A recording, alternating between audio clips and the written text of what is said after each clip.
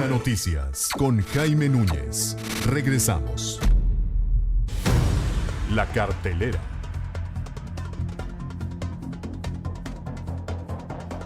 Estamos de vuelta en este espacio informativo. Ya hablamos mucho de todo lo que sucedió hace prácticamente un año. El tema de Ayotzinapa. Este sábado le hemos dedicado buen espacio informativo, todo lo que ha ocurrido en Guerrero, todo lo que ha ocurrido aquí en la capital mexicana en las últimas horas. Vamos a hacer una pausa en ese camino y qué mejor hacerlo con Pati Ornella, socia directora de CRP, para que nos hable de dos cosas bien importantes, de la cartelera cinematográfica y aparte con invitadazo de lujo. Pati, nos estás acostumbrando. ¿Verdad? ¿Cómo estás? Muy bien, Jaime, muy buenos días. Muchas gracias. Buenos días a todos. Fíjense que en la cartelera hay cosas muy interesantes. Este fin de semana estrenó esta película que se llama Sin Escape, con Owen Wilson, en un papel en el que pocas veces lo vemos, no es broma en este caso, y se trata de que él lo mandan de una empresa con su familia al sudeste de Asia, ¿no? Entonces se va con su familia en un súper buen puesto y de repente en el país al que llegan realmente hay un golpe de estado. Entonces luego hay que sacar a la familia, pero ya los rebeldes están matando a todo el mundo, es de mucho suspenso, me gustó mucho esta película, es con Pierce Brosnan también, entonces ahí pueden ver a dos guapos maravillosos.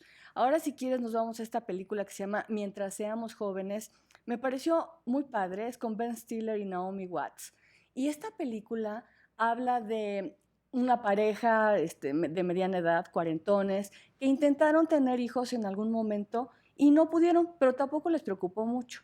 Y de repente conocen a una pareja de chavos, ¿no? Entre 25 y 28 años, con bebé, y ellos como que dicen, qué padre vida, coinciden mucho con ellos en estas libertades que se puede uno dar cuando tienes entre 25 y 30 años, ¿no? Y entonces, bueno, de hecho hasta dejan a un lado a sus amigos cuarentones también y empiezan a tener un poco esta dinámica más juvenil, empiezan a replantearse tener hijos ya a la edad que tienen. Y bueno, es una película padre, ¿no? Que también es muy recomendable. Ahora nos vamos con esta que se llama Los Huéspedes. Fíjate, Jaime, que esta de Los Huéspedes de Universal es de suspenso terror. Unos chavitos... ¿Por la época viene el Halloween y todo eso? Sí, ¿Es como exactamente. la temporalidad? Empezamos ya con el suspenso terror. Entonces me voy a ausentar del cine. No, bueno, no todas, ¿no? No todas. Bueno. Pero esta película trata de dos hermanitos que sus papás los mandan a la granja de sus abuelos, ¿no? Que es una granja muy, muy lejana allá en Pensilvania. Y los abuelos de repente tienen un comportamiento extraño, ¿no? De hecho les dicen, a las 9:30 aquí nos dormimos todos y no pueden salir de sus cuartos. Y de repente están en el cuarto metidos los hermanos y empiezan a oír ruidos muy raros, abren la puerta y ven a la abuela desnuda rasguñando las paredes, ¿no? Entonces, ¡ay! ¿Qué pasa? Y de hecho, eso es lo menos que te puedo contar, ¿no sabes? Después los niños se dan cuenta de que tienen verdaderamente las horas contadas para salir de ahí, sus papás no les creen lo que está pasando, y son un par de niños entre dos... ¿Pero qué? Entonces, ¿pero están poseídos los abuelos? Pues eso es lo que hay que investigar en la película. Bueno, oye, y esta para niños, que esta te va a gustar mucho, si quieres ir al cine, Hotel Transilvania 2. ¡Ay, qué bonita! Ajá. Es una película animada, súper bien hecha. Y ya sabes, Drácula está preocupado realmente porque su hijo, que es mitad humano y mitad monstruo, no tiene todas las aptitudes que debería tener para su edad siendo mitad monstruo. Entonces están pensando seriamente en mandarlo a un lugar en donde se le dé una capacitación especial para poder ser el digno hijo de Drácula. ¡Ay, qué bonita! De veras, me gustó muchísimo. Oye, tan interesantes. Bueno, no tan así como para quitarle el sueño, ¿eh? Pero bueno, ahí está la propuesta. Y si quieren nos vamos ahora con Francisco sí, Guerra. Francisco Guerra, muchísimas gracias por venir aquí esta mañana de sabadito. Y bueno, él es representante en México de TMB Seguridad. Y fíjate que Paco Guerra, como lo conocemos, sabe muchísimo de las cuestiones de seguridad, sabe muchísimo de las cuestiones de cómo él ha convertido los mercados ilegales a legales, los ha tratado ahora sí que de transformar, y tienes mucho conocimiento en este sentido, Paco. En este orden de ideas, te preguntaría, los tianguis, Paco, Tú sabes que fueron creados con objetivos diferentes de lo que hoy podemos verlos. Y bueno, de acuerdo al quinto estudio que hizo la American Chamber de hábitos de consumo, sabemos que el 70% de la piratería que se consume en México se hace a través de los tianguis, tan solo el 16% con los vendedores ambulantes y un 8% con las tiendas departamentales. Pero esto no fue pensado así, Paco. Cuéntanos, por favor, cómo iniciaron estos tianguis. Bueno, me estás obligando a ir muy lejos. El tianguis es una manifestación necesaria para el desarrollo del comercio, muy, muy antigua, tiene siglos y es el mecanismo más eficiente que hubo en Mesoamérica durante mucho tiempo y que incluso después de la llegada de los españoles lo sigue siendo. Es el mecanismo por medio del cual llega una gran cantidad de productos a una gran cantidad de población que no tiene la posibilidad de asistir a las formas puramente europeas organizadas de comercio. Ujú. Y bueno, sigue siendo muy eficiente, sigue siendo vigente y lo seguirá siendo por la estructura cultural que nos compone. Ujú. Entonces, el tianguis, estamos hablando de algo muy antiguo, algo muy eficiente, pero debemos ser cuidadosos. Los tianguis, como comentaba, son importantes, son vigentes, lo seguirán siendo. Los tianguis verdaderos tienen en ese lugar todo lo que la gente necesita, no solamente los alimentos, también tiene la ropa, tiene las herramientas y depende de la zona donde se instalen, otro tipo de objetos necesarios para que la gente pueda trabajar. Entonces, es una manifestación cultural muy distinta y no quiere decir que el tianguis, por esta característica propia cultural y por este periodo tan largo de tiempo con el que se ha hecho eficiente, ya que es muy eficiente porque va respondiendo a todos los cambios de manera muy rápida, sea la fuente del comercio ilegal. Ujú. Esto es muy importante. Desgraciadamente en él, por sus características, sí hay producto ilegal, pero no es la fuente del comercio ilegal. Ok. Entonces, sería la primera acotación. La segunda, la piratería es apenas una de las ramas del comercio ilegal, del comercio de productos ilegales. Ujú.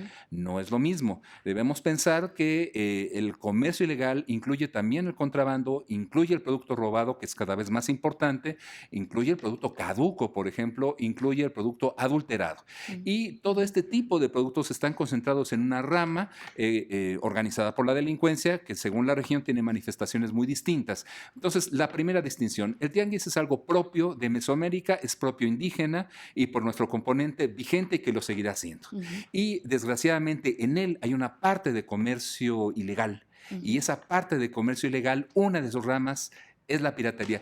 Tengo que hacer este contexto, si no, no vamos a entender correctamente el fenómeno. Oye, Paco, y por ejemplo, en las culturas anglosajonas, como la de Estados Unidos, como del norte de Europa, no hay estos tianguis, no existe este componente de cultura que dices. Sí existen, pero es diferente. Mira,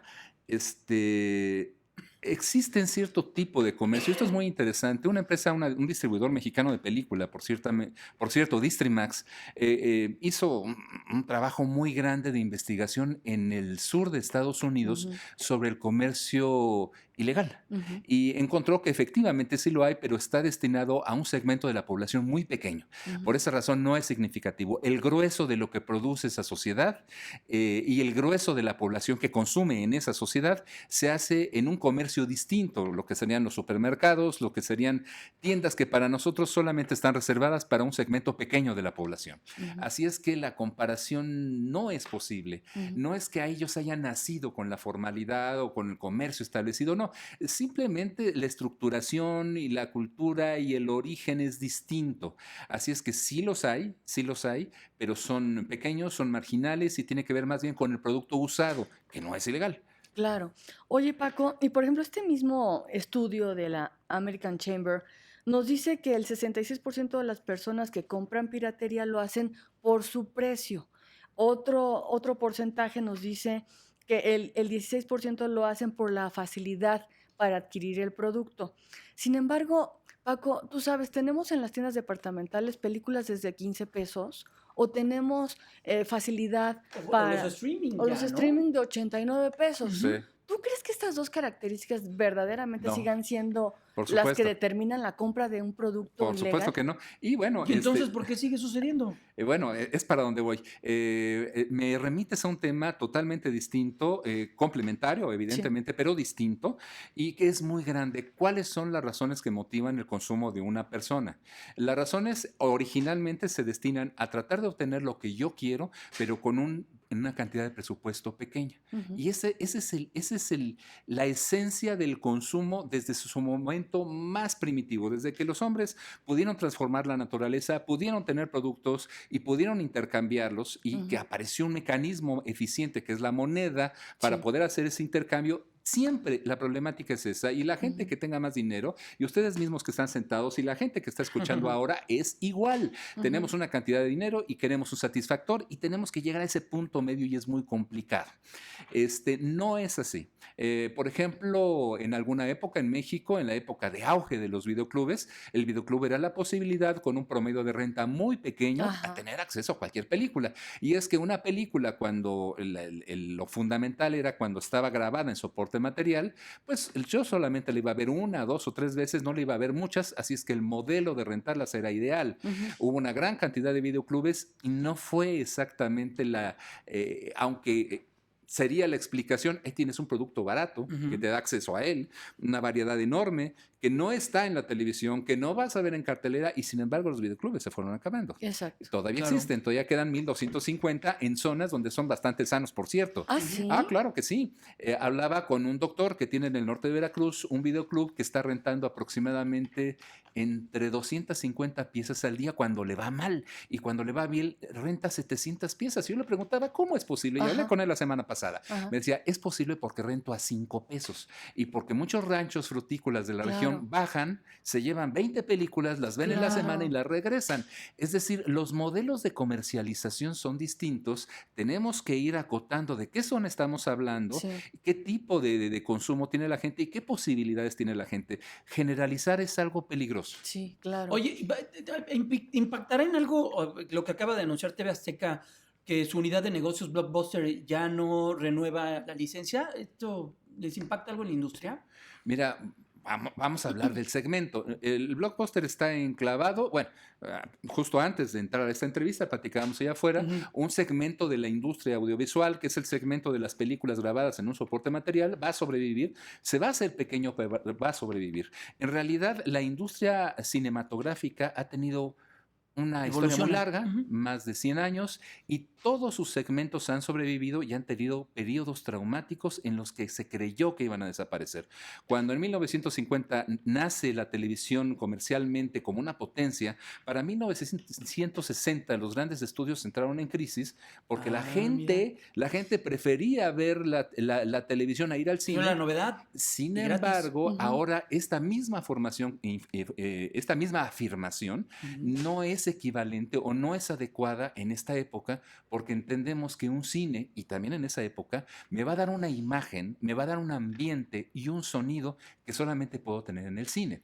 Sin embargo, ese periodo traumático de enfrentamiento de la televisión y el cine hizo pensar a algunos que el cine iba a desaparecer, y no fue así. Sí, tienes razón. Bueno, cuando salió el VHS decían que se iba a morir el cine. Sí. Exactamente, Ajá. y no se murió. ¿Y no se murió? Y cuando apareció el satélite, y cuando apareció el internet, DVD y y todo lo que venga. Es decir, va a adquirir, ahorita vive un periodo traumático que se está reduciendo, pero Sí. va a tener un lugar dentro de ese segmento. Es una gran locomotora en donde los que producen los audiovisuales son los que tienen la fuerza de ir arrastrando a los demás, y en donde los últimos vagones se van integrando como un gran tren que va a continuar creciendo. Pues Paco Guerra, Francisco Guerra, representante en México de TMB Seguridad, muchísimas gracias por estar aquí esta mañana. Oye, qué interesante platicar. Bueno, cuando quieran seguimos. Muchas gracias, ¿eh? Oye, Pati, qué bien. Gracias a Pues ti, muchas Jaime. gracias, Pati Ornella, socia directora de CRP, y nuestro compañero y amigo Francisco Guerra, representante en México de TMB Seguridad. Una pausa, ya estamos de vuelta. Fórmula Noticias con Jaime Núñez. Continuamos.